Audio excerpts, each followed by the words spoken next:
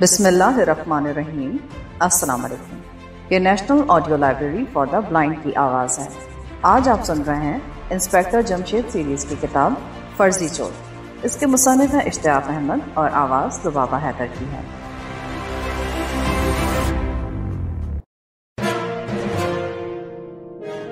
چوری۔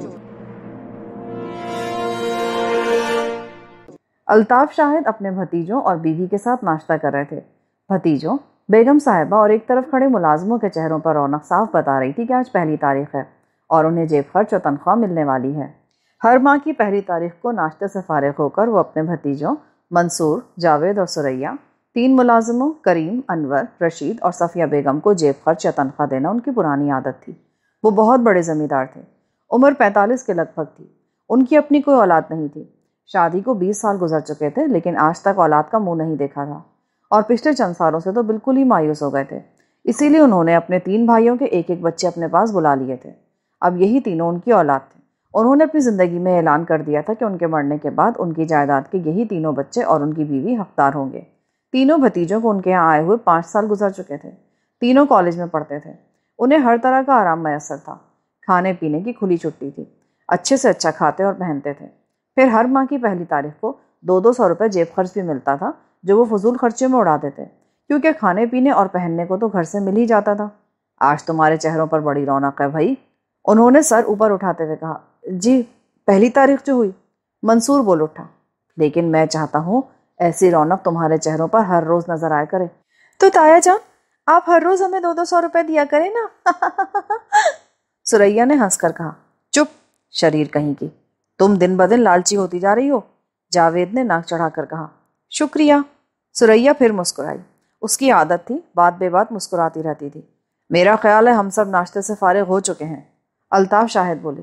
جی ہاں، کمرے میں 2-3 آوازیں ابھریں۔ تو پھر تمہارا حساب چکتا کر دینا چاہیے۔ لو بیگم، تجوری سے 2000 روپے نکال لاؤ۔ 2000؟ صفیہ بیگم نے برا سا منہ بنایا۔ ہاں کیوں، ہر ماہ 2000 ہی تو نکال کر لاتی ہو۔ 600 ان تینوں کے، 600 ملازموں کے اور 800 تمہارے۔ میرے نہیں، گھر کے خرچ کے کہیں۔ خیر یہی صحیح، کتنی مرتبہ کہہ چکی ہوں کہ مہنگائی بہت بڑھ گئی ہے، اب 800 روپے میں میرا گزارا نہیں ہوتا، اور آپ ہر ماہ میرا جیب خرچ ہضم کرتے چلے جاتے ہیں۔ تم ہر ماہ درمیان میں کسر جو نکال لیتی ہو، یاد نہیں اس مرتبہ تم نے 15 تاریخ کو 450 روپیہ اور لیے تھے۔ تو کیا کیا جائے، پورا جو نہیں پڑتا۔ تو ٹھیک ہے، جب ختم ہو جائے تو اور لے لینا، اور میرا جیب خرچ وہ انہی 800 میں سے نکال لینا۔ چلیے ٹھیک ہے۔ صفیہ بیگم نے چابی اٹھائی اور الطاف شاہد کے کمرے میں چلی گئی۔ چند منٹ بعد ہی وہ بدحواسی کے عالم میں دوڑتی ہوئی واپس آ گئی۔ ارے اتنی جلدی تم پیسے لے بھی آئی؟ غضب ہو گیا۔ کیا ہوا؟ تجوری میں سے ہیروں کا ہار غائب ہے۔ ہیروں کا ہار غائب ہے؟ پر تم تو پیسے نکالنے گئی تھی، پھر تمہیں ہار کا خیال کیسے آ گیا؟ میں جب بھی تجوری کھولتی ہوں سب سے پہلے اپنے ہار کو دیکھتی ہوں۔ اور کیا پیسے تجوری میں موجود ہیں؟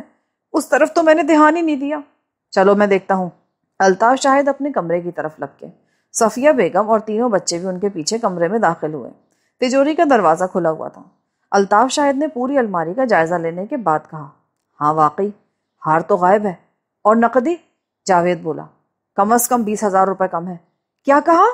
ہاں 20,000 روپے غائب ہے۔ اف خدایا، چوری، سراسر چوری کی واردات ہے، آپ کو فوراً پولیس میں رپورٹ درج کرانی چاہیے۔ منصور نے کہا۔ ٹھہرو بھائی، مجھے کچھ سوچنے دو، رپورٹ بھی درج کرائیں گے، ایسی بھی جلدی کیا ہے؟ الطاف شاہد نے کہا۔ 15,000 کا تو میرا ہار ہی تھا۔ الطاف شاہد نے ان کی بات پر کوئی توجہ نہیں دی۔ وہ کسی گہری سوچ میں گم تھے۔ اچانک ان کے ذہن میں ایک نام ابھرا، انسپیکٹر جمشید۔ دوسرے ہی لمحے وہ ڈرائنگ روم کی طرف لگ گئے۔ دوسرے بھی ان کے پیچھے پیچھے تھے۔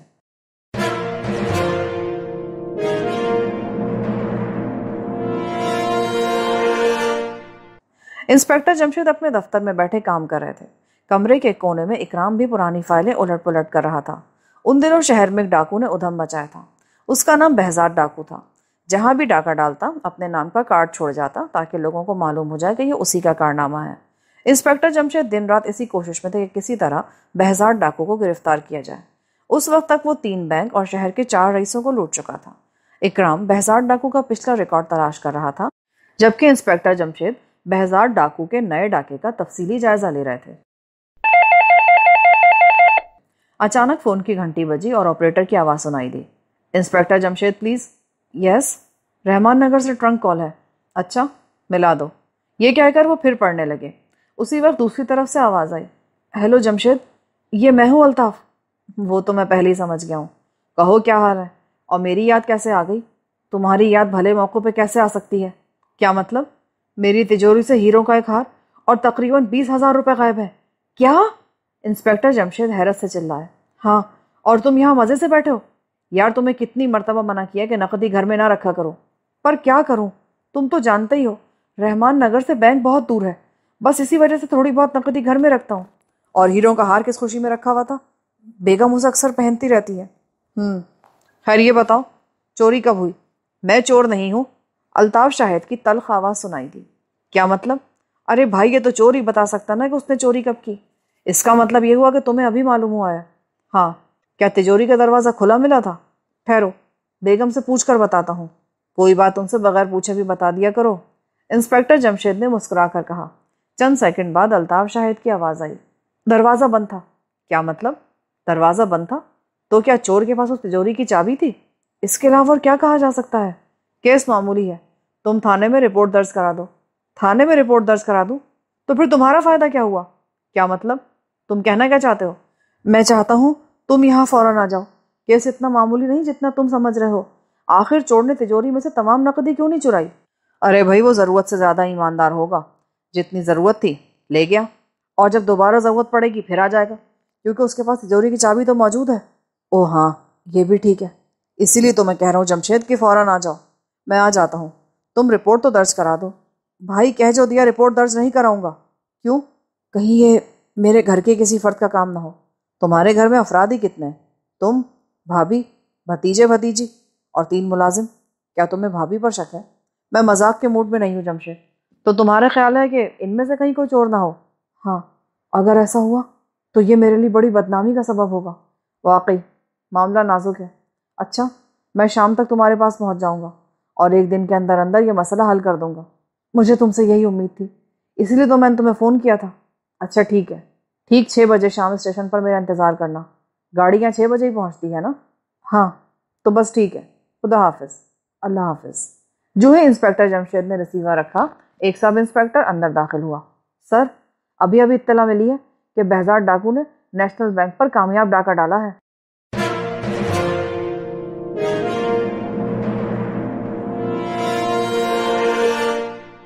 محمود اور فاروق ابھی اسکول سے آئے ہی تھے کہ بیگم شیرازی اندر داخل ہوئیں۔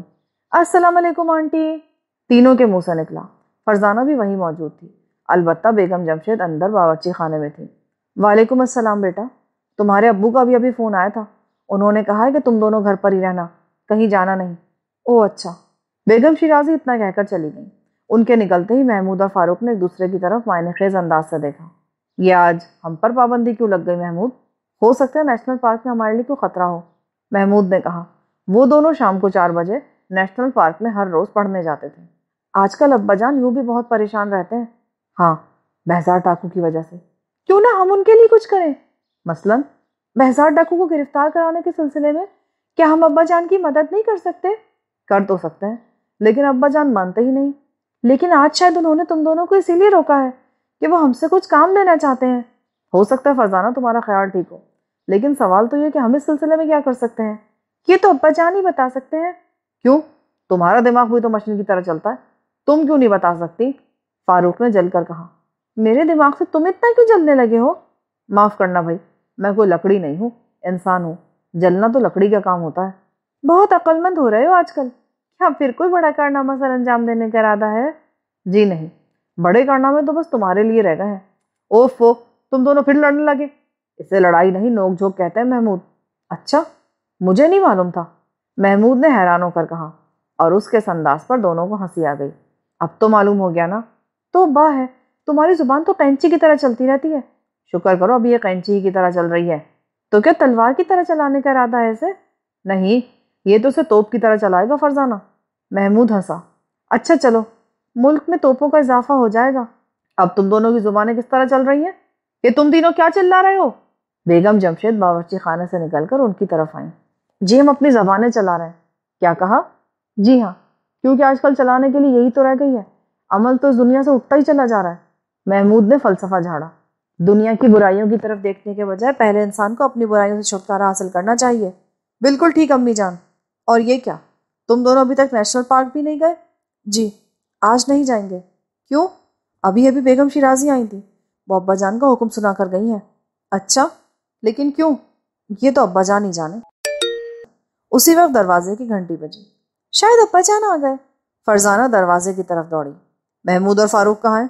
انسپکٹر جمشید نے اندر داخل ہوتے ہی پوچھا۔ جی اندر ہے۔ تم تینوں فوراً تیار ہو جاؤ، تمہیں رحمان نگر جانا ہے۔ وہ اندر آ کر ذرا رک کر بولے، رحمان نگر؟ انکل الطاف کے ہاں؟ ہاں۔ کیوں، خیر تو ہے؟ بیگم جمشید نے پوچھا۔ کسی نے اس کی تجوری سے ہار اور 20,000 روپے چرا لیے۔ ارے ہاں، اور شہر میں بہزاد ڈاکو نے قیامت برپا کر رکھی ہے۔ رحمان نگر میں خود ہی جاتا، لیکن آج صبح ہی بہزاد ڈاکو نے نیشنل بینک پر ڈاکہ ڈالا ہے، اس لیے میرا جانا تو مشکل ہے۔ تو پھر یہ بچے وہاں جا کر کیا کریں گے؟ الطاف نے پولیس سے مدد تو لے ہی لی ہوگی؟ بیگم نے پوچھا۔ نہیں بھائی، وہ پولیس کی مدد نہیں لینا چاہتا۔ کیا مطلب؟ اسے ڈر ہے کہ کہیں یہ حرکت اس کے کسی بھتیجے یا ملازم کی نہ ہو۔ تو کیا آپ کے خیال میں یہ تینوں چور کا پتہ چلا لیں گے؟ ہاں، اگر نہ چلا سکے تو 2-3 دن بعد میں خود وہاں پہنچ جاؤں گا۔ ابا جان، آپ کے جانے کی ضرورت پیش نہیں آئے گی، ہم انشاءاللہ یہ کام کر سکیں گے، محمود نے پورے یقین سے کہا۔ بالکل، فرزانہ اور فاروق کے منہ سے نکلا۔ ٹھیک ہے، تم تینوں تیار ہو جاؤ، میں تم لوگوں کو اسٹیشن چھوڑاتا ہوں۔ رحمان نگر کے اسٹیشن پر ان کو الطاف موجود ملے گا۔ کیا انہیں معلوم ہے کہ ہم وہاں پہنچ رہے ہیں؟ نہیں، وہ میرا انتظار کر رہا ہوگا، تم اسے ساری بات بتا دینا۔ جی اچھا۔ آدھے گھنٹے بعد انسپکٹر جمشید انہیں گاڑی میں سوار کرا رہے تھے۔ موم کے ذرات۔ 6 بجنے میں چند منٹ باقی تھے۔ الطاف شاہد بے چینی سے پلیٹ فارم پر ٹہل رہے تھے۔ انہیں انسپکٹر جمشید کا انتظار تھا جو 6 بجے والی گاڑی سے اترنے والے تھے۔ یہ چند منٹ گزارنا بھی ان کے لیے دوبھر ہو رہا تھا۔ وہ بار بار اسٹیشن ماسٹر سے جا کر پوچھ رہے تھے کہ کہیں آج گاڑی لیٹ تو نہیں، ٹھیک 6 بجے پہنچ جائے گی نا؟ اسٹیشن ماسٹر ان سے اچھی طرح واقف تھا۔ وہی کیا، رحمان نگر کا تو بچہ ان سے واقف تھا۔ وہ ہر بات کا ان کی مسکرا کر جواب دے رہا تھا۔ اسے حیرت تھی کہ آج الطاف شاہد کو گاڑی کا اتنی بے چینی سے انتظار کیوں ہے۔ آخر گاڑی کی تیز سیٹی سنائی دی اور پلیٹ فارم پر گڑگڑاہٹ شروع ہو گئی۔ دیکھتے ہی دیکھتے گاڑی پلیٹ فارم سے آ لگی۔ وہ بے چینی کے عالم میں گاڑی کو ایک سرے سے دوسرے سرے تک دیکھنے لگے۔ اس چھوٹے سے گاؤں میں اترنے والے تھے ہی کتنے؟ گاڑی سے صرف 3 آدمی، 2 لڑکے اور 1 لڑکی اترے۔ ان تینوں کو دیکھتے الطاف شاہد ان کی طرف لپکے۔ السلام علیکم انکل۔ وعلیکم السلام۔ پر تمہارے ابو کہاں ہیں؟ جی وہ نہیں آئے، محمود نے کہا۔ وہ نہیں آئے؟ کیا مطلب؟ جی ہاں، وہ آ نہیں سکے، شہر میں نیشنل بینک پر ڈاکہ ڈالا گیا ہے، یہ آج ہی کی بات ہے، اسی لیے ابا جان نہیں آ سکے۔ اوہو، تب پھر وہ مجھے فون کر دیتے نا، انہوں نے تم لوگوں کو کیوں بھیجا؟ الطاف نے مایوسی کے عالم میں کہا۔ جی ان کا خیال ہے کہ یہ مسئلہ ہم تینوں حل کر دیں گے۔ تم لوگ حل کرو گے؟ جی ہاں۔ پر یہ کیسے ہو سکتا ہے؟ کیوں نہیں ہو سکتا؟ فاروق بول اٹھا۔ بھائی میرا مطلب ہے ابھی تم لوگ بچے ہو۔ آپ ٹھیک کہتے ہیں انکل، دراصل ابا جان کل پرسوں تک آ جائیں گے، انہوں نے ہمیں ہراول دستے کی حیثیت سے بھیجا ہے۔ فاروق مسکرایا۔ بہت خوب، تمہارا جملہ مجھے پسند آیا، تو آؤ چلیں۔ الطاف نے اپنی گاڑی میں بٹھایا اور گھر کی طرف روانہ ہو گئے۔ چوری کس دن ہوئی؟ یہ نہیں معلوم، ہمیں تو آج صبح ہی پتہ چلا۔ آخری بار تجوری کو کب کھولا گیا تھا؟ محمود نے سوال کیا۔ اس کے سوال پر الطاف نے حیران ہو کر اسے دیکھا۔ حیرت ہے، تم تو بالکل پولیس انسپکٹروں کی طرح سوالات کر رہے ہو۔ آپ نے بتایا نہیں؟ بھئی جہاں تک مجھے یاد پڑتا ہے، آج سے 3 دن پہلے تجوری میں نے خود کھولی تھی، اس وقت اس میں ہار اور نقدی موجود تھے۔ ہاں میرا خیال ہے کہ تھے۔ یعنی یقین سے نہیں کہہ سکتے آپ؟ فاروق نے پوچھا۔ نقدی کے متعلق تو میں یقین سے کہہ سکتا ہوں کہ موجود تھی، البتہ ہار کے بارے میں کچھ نہیں کہہ سکتا۔ خیر، اس سے نتیجہ تو یہی نکالا جا سکتا ہے کہ چوری ان 3 دنوں کے اندر اندر ہوئی ہے۔ کیا ان 3 دنوں میں گھر کے سب لوگ گھر میں ہی رہے ہیں؟ محمود نے پوچھا۔ نہیں، ضرورت پڑنے پر گھر سے باہر کوئی نہ کوئی تو گیا ہی ہوگا۔ میرا مطلب ہے گاؤں سے باہر تو نہیں گیا نا؟ نہیں، گاؤں سے باہر نہیں گیا۔ آپ کے ہاں کوئی مہمان تو نہیں آیا؟ نہیں۔ آپ کے کسی ملازم کا مہمان؟ نہیں۔ بہت خوب، اب باقی باتیں گھر پر چل کر ہی معلوم ہو سکیں گی، محمود نے کہا اور کار میں خاموشی چھا گئی۔ کار الطاف کی حویلی کے سامنے رک گئی۔ حویلی کے عقب میں انہیں ایک لمبا چوڑا باغ بھی نظر آیا جس میں گھاس کا میدان بھی تھا، درخت پھلوں سے لدے ہوئے تھے۔ ہاں انکل، آپ کو تو پھل خریدنے ہی نہیں پڑتے ہوں گے، فرزانہ خوشی سے چلائی۔ خریدنے نہیں بیٹی، میں تو پھل بیچتا ہوں، میرے تو پھلوں کے کئی باغات ہیں، جن کا پھل شہر کی منڈی میں جاتا ہے۔ اور آپ لوگوں کو سیر کرنے کے لیے بھی کہیں دور نہیں جانا پڑتا ہوگا؟ کیوں؟ میرا مطلب ہے کہ اس باغ میں ہی سیر کر لیتے ہوں گے نا آپ لوگ؟ نہیں بھائی، میں تو صبح سیر کرتا ہوا بہت دور نکل جاتا ہوں۔ اچھا، پاس ہی اتنا اچھا باغ ہوتے ہوئے بھی آپ اتنی دور جاتے ہیں؟ فرزانہ بیٹی، جو مزہ لمبی سیر میں وہ نزدیک کی سیر میں کہاں؟ لیکن ہم یہاں جتنے دن رہیں گے اسی باغ میں سیر کیا کریں گے۔ جو تمہارا جی چاہے کرنا، جو چاہے کھانا، کہ تم لوگوں کا اپنا ہی گھر ہے۔ وہ کار سے اتر چکے تھے اور اب حویلی کے دروازے کی طرف بڑھ رہے تھے۔ دروازہ بہت بڑا تھا اور اس پر لوہے کی میخیں لگی تھیں۔ کار سے اترتے وقت الطاف شاہد کار کا ہارن بجا چکے تھے، اسی لیے دروازے پر دستک دینے کی ضرورت پیش نہیں آئی۔ ایک ملازم نے دروازہ کھولا۔ اس کے چہرے پر بڑی بڑی خوفناک مونچھیں تھیں۔ یہ رشید ہے۔ انہوں نے ملازم کا تعارف کرایا، پھر ملازم سے بولے، یہ ہمارے مہمان ہیں اور کچھ دن یہاں رہیں گے۔ میں نے ایک کمرہ ٹھیک کرنے کے لیے کہا تھا۔ جی ہاں، کمرہ تو بالکل ٹھیک ہے، تو 2 کمرے اور ٹھیک کر دو۔ وہ کس لیے انکل؟ بھائی تمہارے لیے اور کس کے لیے؟ لیکن ہم تینوں ایک کمرے میں سونا پسند کریں گے، اس لیے جو کمرہ ٹھیک کیا ہے اسی میں 2 بستر اور لگوا دیجئے۔ اچھا بھائی، جیسے تم لوگ چاہو گے ویسا ہوگا۔ سب سے پہلے ہم اس تجوری کو دیکھنا چاہتے ہیں، محمود نے کہا۔ کیوں نہ آج کے دن تم لوگ آرام کر لو، ہو سکتا ہے کل تک تمہارے والد صاحب بھی آ جائیں۔ ہم ان کے آنے سے پہلے پہلے کچھ نہ کچھ کر لینا چاہتے ہیں۔ اچھا تو آؤ، پہلے تمہیں گھر کے باقی ماندہ لوگوں سے ملا دوں، پھر تجوری بھی دکھا دوں گا۔ وہ انہیں لے کر اندر آئے۔ سب لوگ چائے کی میز پر بیٹھے گپے ہانک رہے تھے۔ کیا انسپکٹر جمشید آ گئے؟ صفیہ بیگم نے انہوں نے دیکھتے ہی پوچھا۔ نہیں، وہ خود نہیں آئے۔ کیوں؟ منصور نے چونک کر پوچھا۔ وہ شہر میں بہت مصروف ہیں۔ تو کیا انہوں نے اپنے وجہ یہ 3 ننھے جاسوس بھیج دیے؟ جاوید نے ان تینوں کا مذاق اڑایا۔ ہاں، یہ اسی مقصد کے تحت آئے ہیں۔ تب تو یہ ضرور چور کا پتہ لگا لیں گے۔ جاوید، بری بات ہے، یہ ہمارے مہمان ہیں اور مہمانوں سے ایسے لہجے میں بات نہیں کی جاتی۔ جی بہت اچھا، اب میں ان کا مذاق نہیں اڑاؤں گا۔ جاوید نے شریر لہجے میں کہا۔ نہیں نہیں، کوئی بات نہیں، ہم نے آپ کی باتوں کا برا نہیں مانا۔ محمود نے اخلاقاً کہا۔ نہیں مانا؟ تو اس کا مطلب یہ ہوا کہ میں ایسی قسم کی باتیں کر سکتا ہوں؟ جی ہاں، بڑی خوشی سے۔ جاوید، ہم تمہیں اتنا بدتمیز نہیں سمجھتے تھے۔ اس بار منصور نے اسے گھورا۔ واقعی جاوید، کچھ تو سمجھ سے کام لو۔ سریا نے منصور کا ساتھ دیا۔ جی بہت اچھا۔ آخر میں جاوید نے کہا، یہ منصور ہے، یہ جاوید اور یہ سریا ہے۔ رشید سے تم لوگ مل چکے ہو، کریم اور انور سے بھی ابھی ملا دیتا ہوں، آؤ میرے ساتھ۔ محمود، فاروق اور فرزانہ نے منصور، جاوید اور سریا کو بغور دیکھا اور کمرے سے نکل آئے۔ برآمدے میں پہنچ کر انہوں نے کریم اور انور کو آواز دی۔ دوسرے ہی لمحے وہ دونوں بھی ان کے سامنے کھڑے تھے۔ یہ کریم ہے، انہوں نے سفید داڑھی والے بوڑھے کی طرف اشارہ کیا، اور یہ انور، یہ ایک نوجوان آدمی تھا۔ چہرے پہ داڑھی مونچھیں نہیں تھی، شاید یہ ہر روز شیو کرنے کا عادی تھا۔ اب ان کے کام بھی سن لو۔ کریم باورچی ہے، انور گھر کے دوسرے کام کاج پر مامور ہے، مثلاً صفائی کرنا، سودا سلف لانا۔ رشید مکان کا چوکیدار ہے۔ جی ہم سمجھ گئے۔ تم تینوں ان مہمانوں کا حکم مانو گے، جو بھی بات کے پوچھے بے دھڑک بتاؤ گے، جو چیز مانگے دو گے۔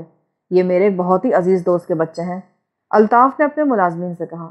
جی بہتر صاحب، ٹھیک ہے، اب تم لوگ جا سکتے ہو۔ ملازموں کے جانے کے بعد وہ اپنے کمرے میں انہیں لے آئے۔ یہاں لوہے کی ایک بڑی سی تجوری دیوار میں نصب تھی۔ دروازہ بند تھا، تجوری پر سبز رنگ کیا ہوا تھا۔ اس کی چابی کہاں ہے؟ یہ رہی۔ محمود نے چابی کو ان کے ہاتھ سے لے کر غور سے دیکھا، پھر فاروق کی طرف بڑھا دی۔ اس نے بھی خوب اچھی طرح الٹ پلٹ کر دیکھا۔ اس کے بعد فرزانہ کی باری آئی۔ الطاف شاہد ان تینوں کو حیرت اور تعجب سے دیکھ رہے تھے۔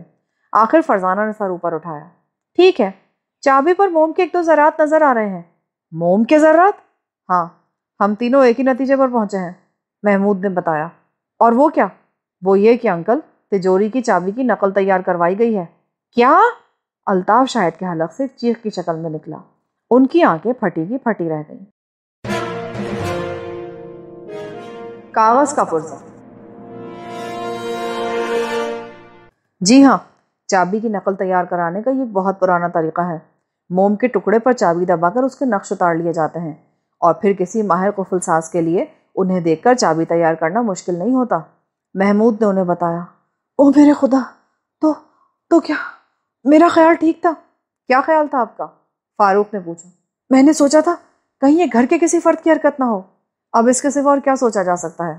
ویسے آپ چابی رکھتے کہاں ہیں؟ جیب میں یا سرہانے کے نیچے؟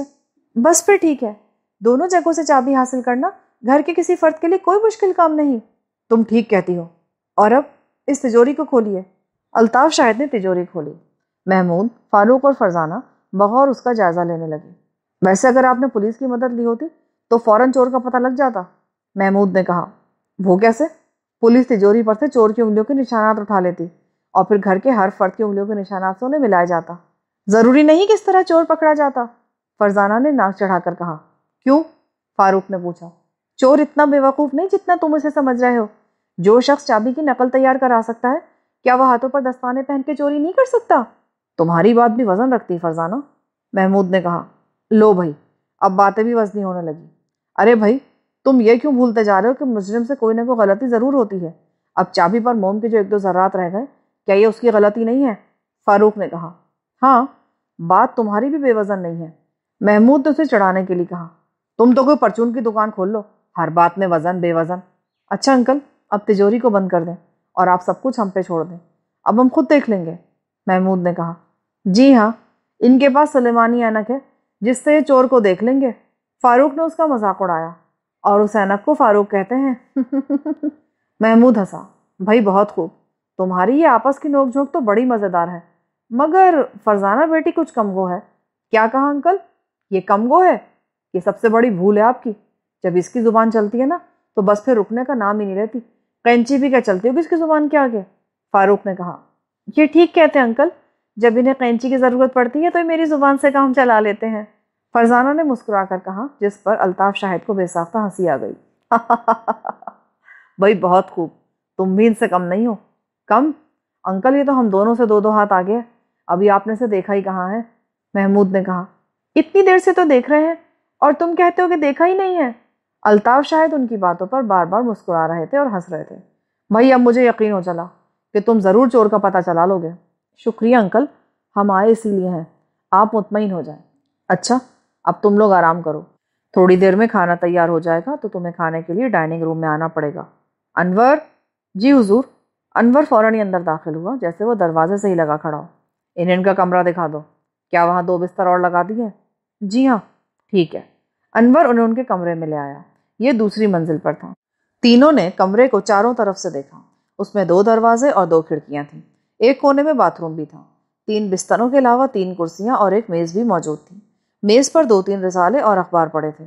بہت اچھا کمرہ ہے، محمود نے پسندیدگی کا اظہار کیا۔ جب بھی آپ کو کسی چیز کی ضرورت ہو نا سرکار، تو اس پلنگ کے سرانے لٹکنے والا سوئچ دبا دیجیے گا، میں حاضر ہو جاؤں گا۔ بہت اچھا، شکریہ انور، فاروق نے کہا اور انور کمرے سے چلا گیا۔ دروازہ اندر سے بند کر لو، محمود نے کہا۔ فاروق نے دروازہ بند کر دیا۔ کھڑکیاں پہلے ہی بند تھیں، دوسرا دروازہ بھی بند تھا۔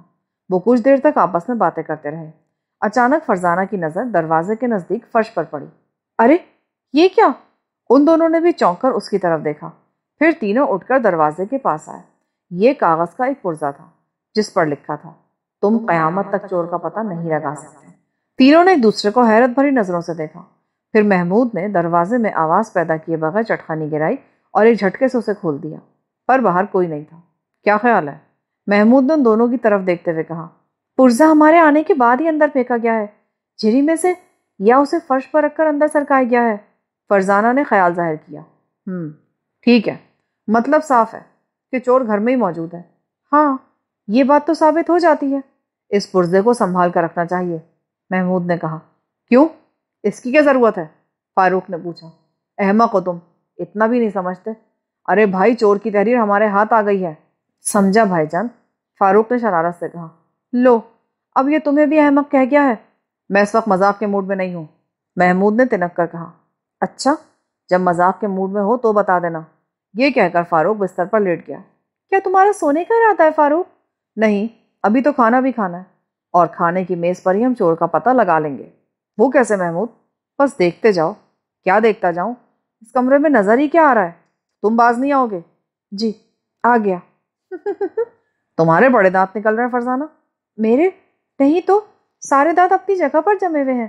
توبہ ہے بھائی تم سے، توبہ تو گناہوں سے کی جاتی ہے، فاروق نے ایک لمحے کے رکے بغیر کہا۔ جی ہاں، مجھے معلوم ہے، مجھے تو بھوک لگ رہی ہے، نہ جانے کھانا کتنے بجے ملے گا؟ 8 بج رہے ہیں، بس تیار ہی ہوگا۔ کیوں نہ انور کو بلا کر پوچھا جائے؟ بری بات، ہم یہاں مہمان ہیں، اور مہمان یہ نہیں پوچھا کرتے کہ کھانا کب ملے گا۔ لیکن میں اپنی بھوک کا کیا کروں؟ کسی طاق میں رکھ دو۔ فاروق نے سنجیدگی سے کہا۔ ایسا نہ کرنا فرزانہ، ورنہ فاروق اسے چرا لے گا۔ محمود کا موڈ بھی یکایک بدل گیا۔ ہیں؟ یہ تم بولے ہو؟ ابھی تو تم کہہ رہے کہ تم مذاق کے موڈ میں نہیں ہو۔ ہاں، اس وقت نہیں تھا، اب ہوں۔ آخر کیوں؟ اتنی جلدی یہ تبدیلی کیسے؟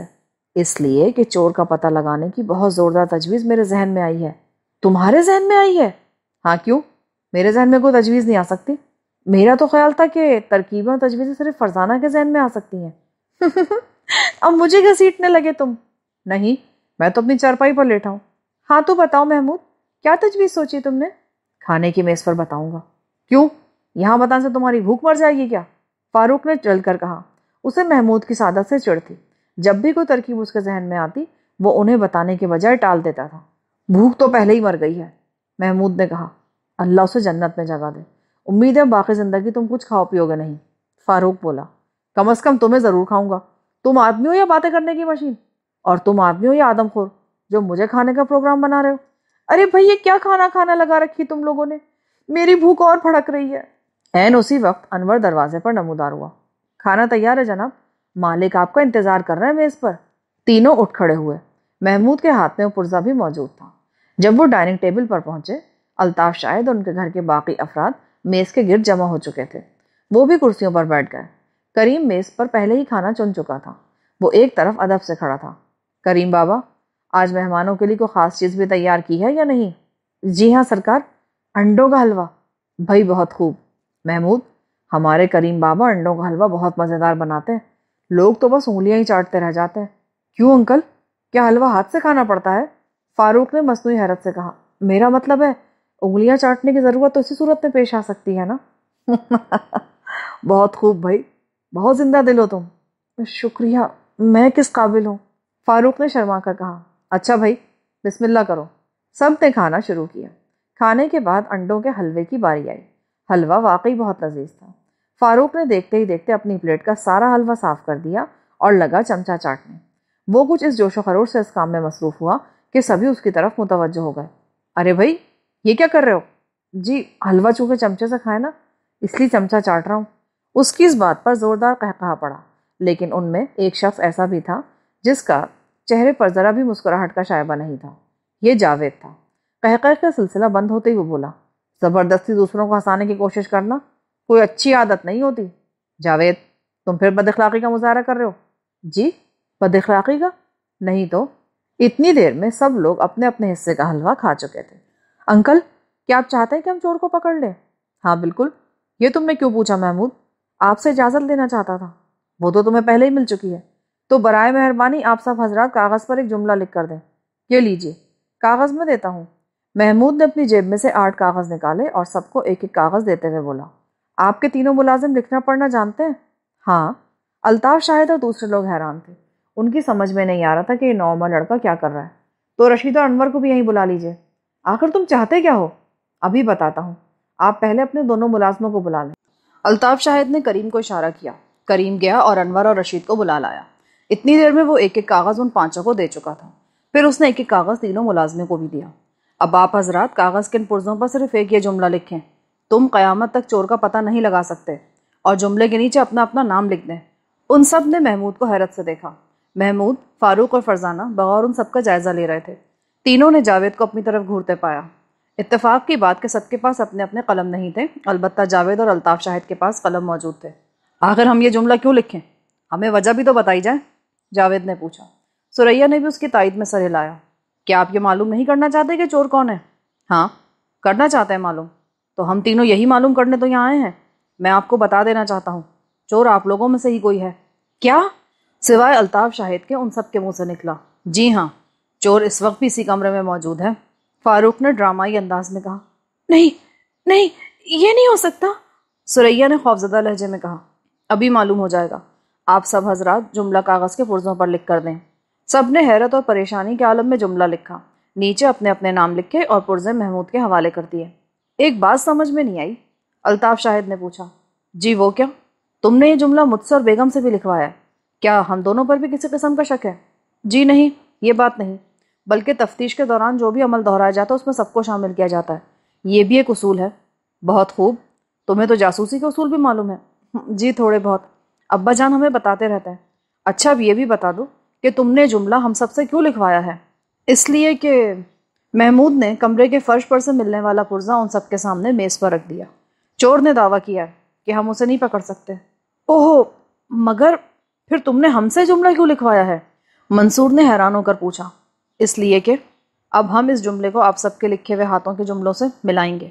ہر شخص کی تحریر دوسروں سے مختلف ہوتی ہے، اور اس طرح جس کے نام کا پرزہ اس پرزے سے مل گیا وہی چور ہے۔ حد ہے بھائی، اتنی شاندار ترکیب! میں تو قائل ہو گیا، مان گیا بھائی تم لوگوں کو۔ الطاف شاہد نے تعریف کی۔ اب آج کا کام ختم، محمود نے اٹھتے ہوئے کہا۔ تو کیا ہمارے سامنے تحریروں کو نہیں ملاؤ گے؟ جی نہیں، یہ کام ہم تینوں اپنے کمرے میں کریں گے۔ اس کے بعد وہ اٹھ کر کمرے میں چلے گئے۔ اس رات گھر کا ہر فرد بے چین رہا۔ ہر کوئی سوچ رہا تھا چور کون ہے؟ گھر کے 6-7 آدمیوں میں سے ایک چور ہے، آخر وہ کون ہے؟ ہر شخص کے ذہن میں رات گئے تک یہ سوال گونجتا رہا، سوائے ایک شخص کے۔ ظاہر ہے چور کو تو معلوم ہی تھا کہ چوری اس نے کی ہے۔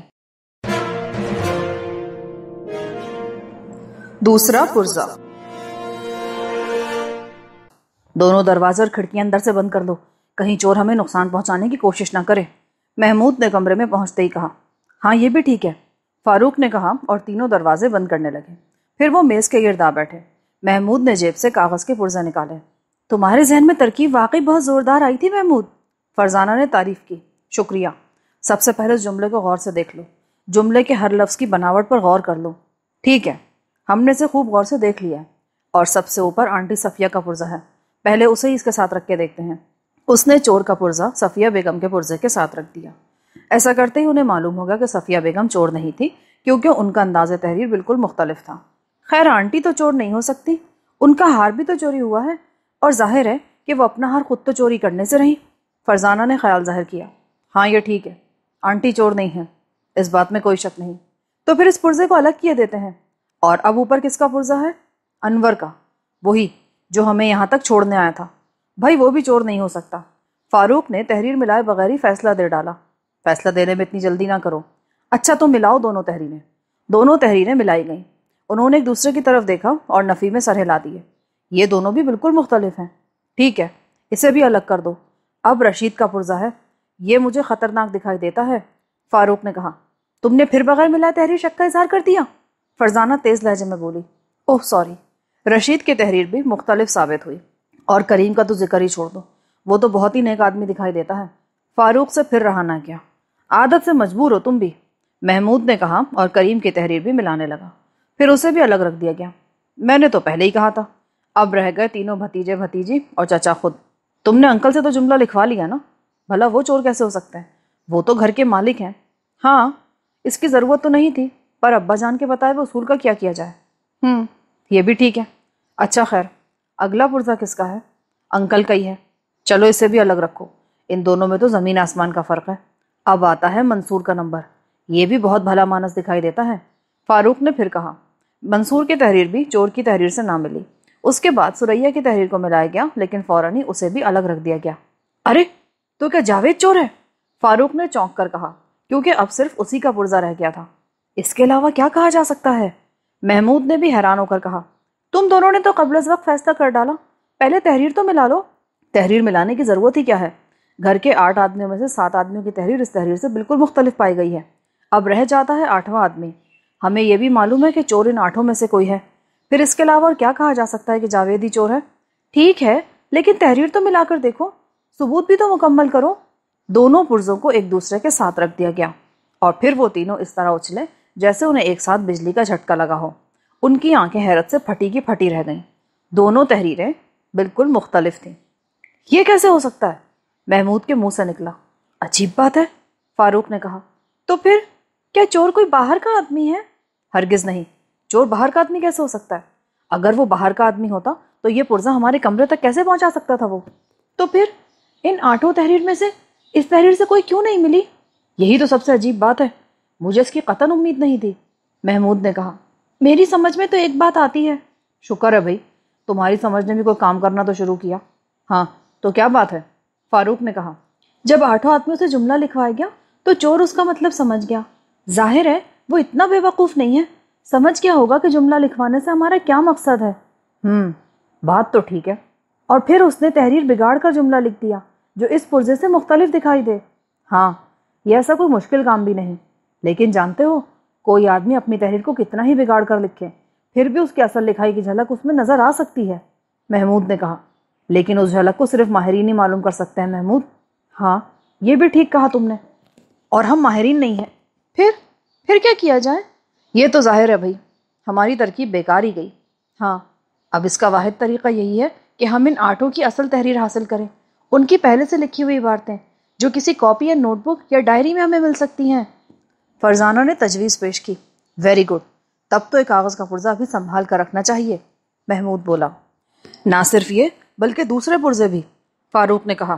کیوں؟ ان کی اب کیا ضرورت؟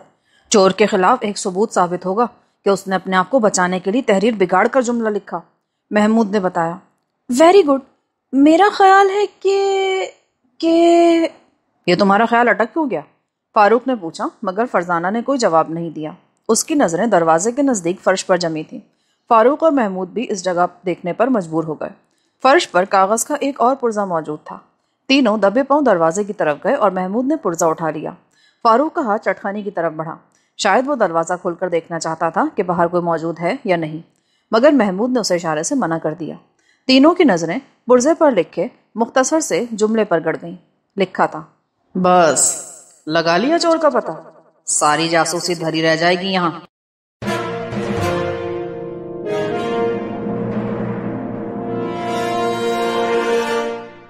صبح ناشتے کی میز پر سب موجود تھے۔ وہ بے چین نظروں سے محمود، فاروق اور فرزانہ کی طرف دیکھ رہے تھے۔ وہ سب جلد از جلد یہ معلوم کرنا چاہتے تھے کہ چور کون ہے۔ آخر الطاف نے پوچھا، کیوں بچوں، رات تو آرام سے گزری؟ جی ہاں انکل، خوب گہری نیند سوئے، محمود نے جواب دیا۔ کیا تم نے چور کا پتہ لگا لیا؟ ہمیں افسوس ہے انکل، چور ہم سے زیادہ چالاک ثابت ہوا۔ کیا مطلب؟ کئی ایک کے منہ سے نکلا۔ اس نے جملہ اپنی اصلی تحریر میں نہیں لکھا، یعنی کہ اس نے خط بگاڑ کر لکھا ہے؟ الطاف نے مطلب نکالا۔ جی ہاں، اور اس طرح اس نے ہمیں ایک بار پھر اندھیرے میں چھوڑ دیا۔ اوہو، اب تم کیا کرو گے؟ ابھی ہمارے پاس کئی راستے ہیں، آپ فکر نہ کریں۔ اگر کسی سلسلے میں میری مدد کی ضرورت ہو تو بلا تکلف کہہ دینا۔ جی شکریہ۔ کیا آپ بتا سکتے ہیں کہ اس گھر میں پیسوں کی سب سے زیادہ ضرورت کس کو رہتی ہے؟ بھائی تمہاری چچی کو۔ یہ ہر ماہ مجھ سے 1000 کے لگ بھگ وصول کرتی ہیں۔ گھر کے اخراجات کے لیے یہ بھی تو بتائیے، صفیہ بیگم نے جل کر کہا۔ اور انہیں جیب خرچ کتنا ملتا ہے؟ محمود نے منصور وغیرہ کی طرف اشارہ کر کے کہا۔ 200 روپے، ملازموں کی تنخواہ بھی 200 روپے ہے۔ مسٹر منصور، آپ ان 200 روپے کو کس طرح خرچ کرتے ہیں؟ فاروق نے اچانک سوال کیا۔ بھائی بڑا ٹیڑھا سوال ہے، منصور نے برا سا منہ بنا کر کہا، لیکن بہت ضروری ہے۔ فاروق مسکرایا۔ کھانے پینے، فلمیں دیکھنے اور کتابیں خریدنے میں۔ تو کیا آپ کو کتابیں خریدنے کا بھی شوق ہے؟ فرزانہ نے پوچھا۔ جی ہاں۔ کس قسم کی کتابیں خریدتے ہیں آپ؟ میں صرف جاسوسی کتابیں پڑھتا ہوں۔ اوہ، اور مسٹر جاوید، آپ 200 روپے کیسے خرچ کرتے ہیں؟ میں تمہارے بیہودہ سوال کا جواب کیوں دوں؟ کیا تم کو پولیس آفیسر ہو؟ جاوید نے تیز لہجے میں کہا۔ انکل کی طرف سے تحقیق کی خاطر بلائے جانے والا ایک لڑکا ہوں میں۔ انکل نے تمہیں نہیں، تمہارے والد کو بلایا تھا، جاوید نے تند لہجے میں کہا، اور انہوں نے ہمیں بھیج دیا، لہٰذا آپ کو سوالوں کے جواب دینا ہوں گے، ورنہ چوری کا شبہ آپ پر کیا جائے گا۔ کیوں انکل، کیا خیال ہے آپ کا؟ بالکل ٹھیک جاوید، تمہیں ہر اس سوال کا جواب دینا ہوگا جو تم سے پوچھا جائے، لیکن میں اسے برداشت نہیں کر سکتا کہ یہ ننھے منھے بچے مجھ سے سوالات کریں۔ برداشت نہ کرو لیکن جواب ضرور دو، الطاف شاہد نے لاپرواہی سے کہا۔ انہیں اس کارروائی میں بہت لطف آ رہا تھا۔ مجھے ریس کھیلنے کا شوق ہے۔ آخر جاوید کو بتانا ہی پڑا، کیونکہ وہ خود نہ بتاتا تو کوئی دوسرا انہیں بتا دیتا۔ کیا؟ الطاف شاہد حیران رہ گئے، یہ بات انہیں معلوم نہ تھی۔ بہت خوب، تو آپ ریس کھیلتے ہیں، اسی لیے تو تم ہر ہفتے شہر جاتے ہو؟ الطاف شاہد نے اسے گھورا۔ جی ہاں، اور میری یہ عادت یہاں آنے سے بہت پہلے کی ہے، جاوید نے لاپرواہی سے کہا۔ اور مس سریا، آپ بھی بتا دیں۔ مجھے نئے نئے کپڑے خریدنے کا شوق ہے، اور میں ہر ماہ کی پہلی تاریخ کو ہی 200 روپے کے کپڑے خرید لاتی ہوں۔ اب آنٹی آپ بھی بتا دیں، 1000 روپے کی رقم آپ کہاں خرچ کرتی ہیں؟ بھائی یہ تمام کے تمام گھریلو سامان پہ خرچ ہوتے ہیں، میں اپنی ذات کے لیے کچھ خرچ نہیں کرتی۔ آپ کو علیحدہ جیب خرچ ملتا ہے؟ نہیں۔ کیوں؟ بس تمہارے چچا نہیں دیتے، کہتے ہیں انہی میں سے سب کام چلاؤ۔ اوہ، اس کا مطلب یہ ہے کہ واقعی اس گھر میں روپے کی سب سے زیادہ ضرورت آپ کو ہی رہتی ہے؟ ہاں، صفیہ بیگم کو مجبوراً اقرار کرنا پڑا۔ بہت خوب انکل، ذرا الگ چل کر آپ میری ایک بات سن لیں، محمود نے اٹھتے ہوئے کہا۔ چلو بیٹا۔ وہ دونوں اٹھ کر کمرے کے کونے میں چلے گئے۔ محمود ان کے کان میں کچھ کہنے لگا۔ سب کی نظریں ان دونوں پر جمی تھی۔ آخر وہ دونوں واپس اپنی جگہوں پر آ کر بیٹھ گئے۔ بس انکل، ہمیں اور کچھ نہیں پوچھنا، اب ہم اپنے کمرے میں جائیں گے تاکہ کچھ غور و خوض کر سکیں۔ بہت بہتر۔ تینوں اٹھ کر کمرے سے باہر آئے۔ فاروق اور فرزانہ سیڑھیوں کی طرف بڑھے ہی تھے کہ محمود نے کہا، نہیں، ہم اپنے کمرے میں نہیں جائیں گے۔ کیا مطلب؟ ابھی تو تم نے کہا تھا۔ ہاں، پر سب کو سنانے کے لیے اب ہم باری باری ان سب کے کمروں کی تلاشی لیں گے۔ ان کے سامنے سریا کا کمرہ تھا۔ سب سے پہلے وہ اسی کمرے میں گھسے۔ لیکن یہ بھی تو سوچو، اگر کوئی ادھر آ گیا تو؟ فاروق نے اس کے اس اقدام کو ناپسند کرتے ہوئے کہا۔ کوئی نہیں آئے گا، محمود نے پر یقین لہجے میں کہا۔ تم اتنے یقین سے کیسے کہہ سکتے ہو؟ انکل انہیں ڈرائنگ روم میں روک کے رکھیں گے۔ محمود کے بجائے فرزانہ نے جواب دیا۔ کیا مطلب؟ تم یہ کیسے کہہ سکتی ہو؟ محمود نے چونک کر پوچھا۔ اس لیے کہ تم نے انکل کو الگ لے جا کر یہی کہا تھا کہ ہم تمام لوگوں کے کمروں کی تلاشی لینا چاہتے ہیں اور آپ ان سب کو یہیں روک کے رکھیں۔ کمال ہے بھائی، تم لڑکی ہو یا چڑیل؟ لڑکی۔ اچھا چلو، وقت ضائع نہ کرو، جلد از جلد تلاشی مکمل کر لینی ہے۔ میں نے انکل کو صرف آدھے گھنٹے تک کے لیے روکنے کو کہا ہے۔ اچھا۔ انہوں نے جلدی جلدی سریا کے کمرے کی تلاشی لی۔ میز کی دراز سے انہیں آخر ایک نوٹ بک مل ہی گئی۔ محمود نے جلدی سے اپنی جیب سے چور کے ہاتھ کا لکھا ہوا پرزہ نکالا اور انہیں آپس میں ملایا۔ پھر تینوں نے نفی میں سر ہلائے اور باہر نکل آئے۔ 7 والا کمرہ منصور کا تھا۔ منصور کے کمرے میں اس کی انہیں ایک ڈائری ملی، لیکن ڈائری کی تحریر بھی پرزے کی تحریر سے بالکل مختلف تھی۔ تیسرا کمرہ جاوید کا تھا۔ بھئی مجھے تو اس آدمی پر شک ہے، کس بری طرح ہمیں گھورتا ہے، فاروق نے کہا۔ آدمی واقعی مشکوک ہے۔ جاوید کے کمرے سے بھی انہیں ایک ڈائری ملی، لیکن ناکامی نے ان کو منہ چڑھایا۔ تحریر بالکل مختلف تھی۔ تعجب ہے، آخر یہ پرزہ لکھا کس نے ہے؟ محمود نے حیران ہو کر کہا۔ چور نے، فاروق جھٹ سے بولا۔ اس کے چہرے پر مسکراہٹ تھی۔ بھائی واہ، بڑے عقل مند ہو رہے ہو تم آج کل، فرزانہ بول پڑی۔ تم سے کم ہی، فاروق نے جل کر کہا، کیونکہ اس کے ہر جملے پر فرزانہ ضرور چوٹ کرتی تھی۔ اب وہ صفیہ بیگم کے کمرے کا رخ کر رہے تھے۔ یہاں بھی انہیں مایوسی ہوئی۔ اب رہ گیا ہے انکل الطاف شاہد کا کمرہ اور نوکروں کے کوارٹر۔ تو کیا خیال ہے، پہلے کیا دیکھیں محمود؟ انکل کو تو معلوم ہی ہے کہ ہم کیا کرتے پھر رہے ہیں، اس لیے پہلے نوکروں کے کوارٹر دیکھنے چاہیے، فرزانہ نے کہا۔ ہاں یہ ٹھیک ہے، اب ہمارے پاس صرف 10 منٹ رہ گئے ہیں، تو آؤ جلدی کرو۔ تینوں نوکروں کے ہاتھ کی لکھی ہوئی تحریریں بھی انہیں مل گئیں۔ تینوں بہت کم پڑھے لکھے تھے اور ان کی لکھائی بچکانہ سی تھی، اسی لیے وہ ان کی طرف سے تو بالکل ہی مایوس ہو گئے۔ میرا خیال ہے ہمیں 8 آدمیوں کی فہرست میں سے ان 3 کو تو نکال ہی دینا چاہیے، محمود نے اکتا کر کہا۔ نہیں، فرزانہ نے اٹل لہجے میں کہا۔ کیوں؟ محمود اور فاروق نے ایک ساتھ پوچھا۔ اس لیے کہ ہو سکتا ہے کسی ملازم نے چور کی مدد کی ہو۔ ہاں یہ بھی ٹھیک ہے، کم از کم یہ ضرور کہا جا سکتا ہے کہ چوری کسی ملازم نے نہیں کی، البتہ ہو سکتا ہے کہ وہ چور کے ساتھ مل گیا ہو۔ صرف اب ایک کمرہ باقی رہ گیا ہے، پر آدھا گھنٹہ تو پورا ہو چکا ہے محمود۔ تو کیا ہوا؟ انہیں تو معلوم ہی ہے کہ ہم تلاشی لے رہے ہیں، فرزانہ نے کہا۔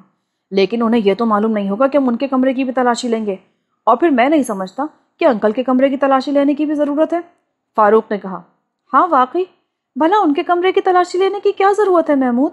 یہ بھی ٹھیک ہے، میں بھی اس میں قطعاً کوئی اس کی ضرورت نہیں سمجھتا، لیکن ابا جان کا اصول کیوں بھولتے ہو؟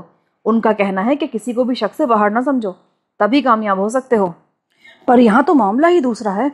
یہ ٹھیک ہے فاروق، لیکن یہ بھی تو سوچو، ہو سکتا ہے چور نے یہاں کوئی سراغ چھوڑ دیا ہو، ابھی تو ہم نے اس پہلو پر غور ہی نہیں کیا، آخر تجوری اس کمرے میں ہے۔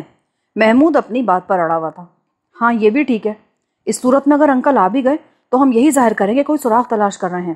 گڈ، تو چلو، فرزانہ کے منہ سے نکلا۔ وہ الطاف شاہد کے کمرے میں داخل ہو گئے اور کمرے کا بغور جائزہ لینے لگے۔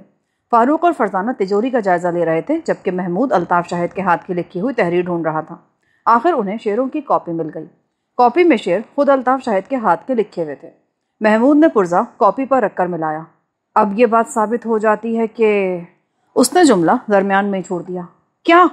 فاروق اور فرزانہ تیزی سے پلٹے۔ کہ یہ پرزہ انکل نے نہیں لکھا، محمود نے مسکرا کر کہا۔ لا حول ولا قوت، یہ بات تو ہمیں پہلے سے ہی معلوم ہے، پر ثابت اب ہوئی ہے نا۔ کیا مطلب؟ یہ ان کے اشعار کی کاپی ہے اور یہ تحریر سے اتنی مختلف ہے کہ شک کرنے کی 1% بھی گنجائش نہیں۔ تو تمہیں کون کہہ رہا ہے کہ انکل پر شک کرو؟ بھلے آدمی، آؤ کوئی کام کرو، اس ذرا تجوری کا تو جائزہ لو، شاید کوئی سراغ مل جائے، فاروق بولا۔ ہاں یہ ٹھیک ہے، مگر میرے ذہن میں بار بار ایک ہی سوال گونج رہا ہے، محمود نے کہا۔ تو گونجنے دو، تمہارے ذہن میں تو بار بار سوال ہی گونجتے رہتے ہیں۔ فاروق نے سر کو لاپرواہی سے جھٹکا۔ تم نے پوچھا نہیں کہ وہ سوال کیا ہے؟ پوچھنے کی ضرورت ہی کیا ہے، تم خود ہی بتا دو گے۔ سوال یہ ہے کہ آخر یہ پرزہ لکھا کس نے ہے؟ محمود نے سوچ میں ڈوب کر کہا۔ ہاں واقعی سوال بہت اہم ہے۔ کیوں فرزانہ؟ بالکل اہم ہے۔ اگر ان 8 میں سے کسی نے لکھا ہے تو پھر اس کی تحریر سے ملا کیوں نہیں؟ رات تو ہم نے یہ خیال کر لیا تھا کہ چور نے تحریر بگاڑ کر لکھا ہے، پر اب تو ہم نے سب کی تحریر ملا کر بھی دیکھ لی، اور اس سوال کا جواب ایک ہی ہو سکتا ہے۔ فاروق نے تیزی سے کہا۔ اس کے ذہن میں کوئی عجیب بات آئی تھی۔ اور وہ کیا؟ محمود نے پوچھا۔ وہ یہ کہ ہم تینوں بالکل بے وقوف ہیں، فاروق نے سنجیدگی سے کہا۔ دونوں نے پہلے تو اسے گھورا، پھر فرزانہ بولی۔ تمہیں یہ بات اب معلوم ہوئی ہے؟ ہاں، اور مجھے تو بہت پہلے سے معلوم ہے، لیکن تم اس بات کو ثابت نہیں کر سکتی۔ کیا بات فاروق؟ یہی کہ ہم تینوں بالکل بے وقوف ہیں۔ تو کیا تم اس بات کا ثبوت بھی دے سکتے ہو؟ بالکل۔ بہت خوب، تو پھر تو ہم ثابت شدہ بے وقوف کہلائیں گے۔ خیر کہو، تمہارے پاس اس بات کا کیا ثبوت ہے کہ ہم تینوں بے وقوف ہیں؟ محمود نے خیال کیا کہ شاید فاروق مذاق کے موڈ میں ہے۔ ہم نے رات جب تحریر ملانے کے بعد ناکامی کا منہ دیکھا تھا، اس وقت نتیجے پر پہنچ جانا چاہیے تھا۔ کس نتیجے پر؟ یہی کہ ہم بے وقوف ہیں؟ نہیں، اگر ہم اسی وقت نتیجہ خاص کر لیتے تو ہرگز بے وقوف ثابت نہیں ہو سکتے تھے، لیکن اتنا وقت گزرنے کے بعد اور دوبارہ تحریریں ملانے کے بعد بھی اگر ہم وہ نتیجہ نہیں نکال سکے تو در حقیقت ہم بے وقوف ہیں۔ آخر تم کہنا کیا چاہتے ہو؟ یہی کہ دراصل چور نے دونوں پرزے اپنی اصلی تحریر میں نہیں لکھے، فاروق نے ڈرامائی انداز میں کہا۔ اس کی بات سن کر دونوں دھک سے رہ گئے۔ وہ بالکل ٹھیک کہہ رہا تھا۔ اس بات کی طرف ابھی تک ان کا دھیان نہیں گیا تھا، جبکہ یہ بالکل سامنے کی بات تھی۔ آپس میں کوئی تحریر بھی نہ ملنے کی اس کے علاوہ کیا وجہ ہو سکتی تھی کہ چور نے جو پرزے کمرے میں سرکائے وہی اس نے اپنے اصلی خط میں نہیں لکھے تھے۔ اسے معلوم تھا کہ تحریر ملانے کی کوشش کی جائے گی۔ واقعی ہم بے وقوف ہیں۔ میں بھی یہ بات تسلیم کرتی ہوں۔ اسی وقت انہیں قدموں کی آہٹ سنائی دی اور وہ چونک اٹھے۔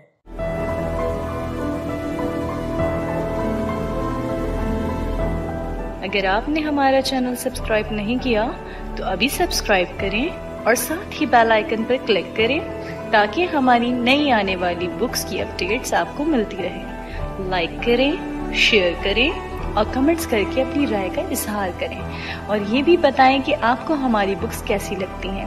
مزید معلومات اور ڈسکشن کے لیے ڈسکرپشن میں دیے گئے لنک پر کلک کر کے ہمارا واٹس ایپ گروپ جوائن کریں۔ شکریہ۔